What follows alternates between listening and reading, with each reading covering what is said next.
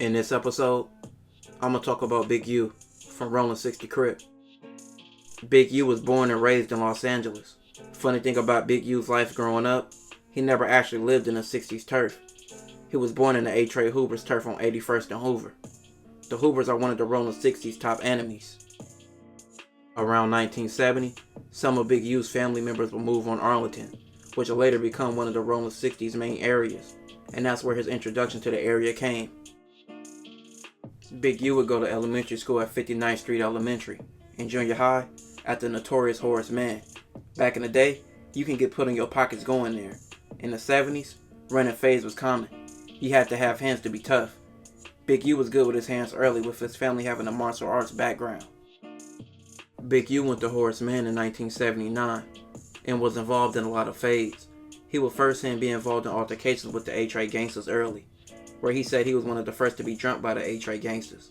After this, Big U stated he beat down a lot of the A. Treys going to Horace Mann.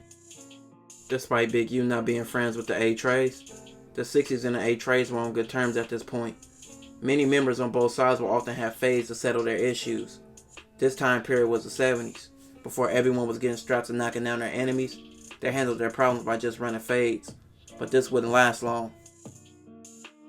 A newly recruited A. Trey gangster member took the life of a Rolling 60 named Tyrone. From Big U's words, this would forever change the LA gang culture, making the 60s and the A. Treys mortal enemies. Many gangs picked a side, either the 60s or the A. Treys. This helped form the alliances you see today. Over the next few years in his life, Big U began to make his name in the streets, putting in work and being known for his hands. He would be kicked out of California in 1982, where he would move with his father in Chicago. Big U came back to LA in 1984, where he seen crack took over his neighborhood. Seeing all his homies having money and cars, he jumped straight into the streets. In 1985, he would land in the county fighting a lot of cases from shooting. He would go to the notorious 4800, where he seen all type of violence and had to take place in his own. In 1987, Big U was released from jail. He jumped right back in his old ways.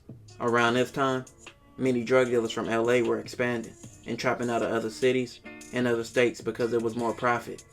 Big U made his way to places like Minnesota and Seattle. Big U began to make moves all over, gaining a lot of money, but Big U was trying to change his ways.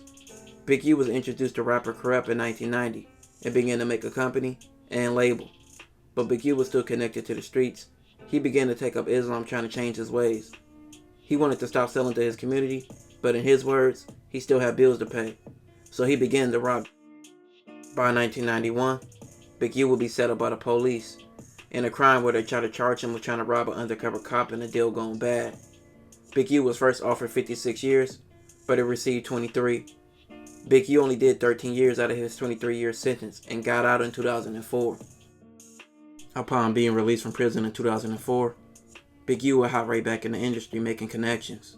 Big U began managing rapper Crip and later managed actors like Vin Raines and Tiny Lister. Big U signed and managed rapper Nipsey Hussle as well. Big U and Nipsey Hussle reportedly had a fallout and they went their separate ways. It became big controversy when it was said that both had an altercation ending in a shootout. Both sides later downplayed the situation. Big U continued to be a face and presence in his community, having Pop Warner teams for kids, engaging in programs to stop violence, which he still does today, feeding the homeless, and also community cleanups. Big U's ex-artist Nipsey Hussle lost his life. Big U was one of the faces bringing other rival hoods to Rolling 60's turf to promote peace, like the A. Trey gangsters. Something no one would ever thought would happen. The 60s and the A. Treys together for a day with no violence. Big U is still also making his presence known in music and also the entertainment industry, still managing a few acts like OSB and doing many interviews in his own podcast called Checking In. Big U also has a FS documentary series that he's involved in called Hip Hop Uncovered. With Big U's past stigma of being a menace in the streets, he has elevated his life in a more positive way. Big U is still progressing and making ways for his community while trying to promote better alternatives than going down the wrong path, while being a role model and a success in his own right. This will conclude this episode. If you haven't already, check out my previous videos. Don't forget to like, comment, and subscribe.